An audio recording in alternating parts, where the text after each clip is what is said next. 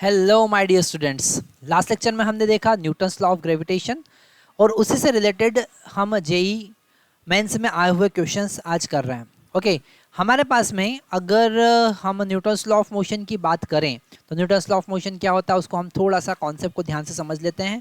अगर हमारे पास में दो बॉडीज़ हैं, ओके, जिसका मास एक का m1 है और दूसरा बॉडी है जिसका मास m2 है और दोनों r डिस्टेंस पे रखे हुए हैं, तो दोनों ग्रेविटेशनल फोर्स से एक दूसरे को अट्रैक्ट करेंगे और उस फोर्स का वैल्यू होगा g m1 m2 divided by r square. कितना होगा? g m1 m2 divided by r square. और इससे रिलेटेड सारे कॉन्सेप्ट हमने लास्ट लेक्चर में देखे और इसी फार्मूले को यूज़ करके, इसी कॉन्सेप्ट को यूज़ करके ये जेई का न्यूमेरिकल आज हम सॉल्व करेंगे। क्वेश्चन में गिवन है two particles of equal mass m go around a circle of radius r under the action of their mutual gravitational attraction.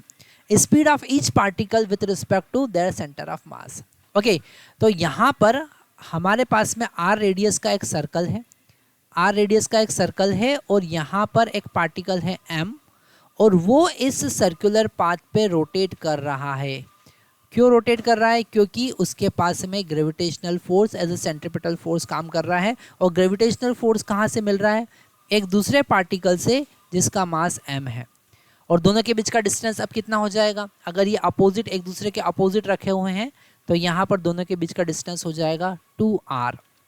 Okay, हमको फाइंड करना है कि इसका स्पीड कितना होगा। तो हम यहाँ पर जो इनका ग्रेविटेशनल फोर्स है g m1 m2 divided by distance कितना दोनों का? दोनों के बीच का डिस्टेंस है 2r, तो r square is equal to centripetal force that is mv square divided by r।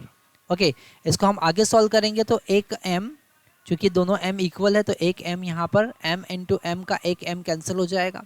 Okay, हमको यहाँ पर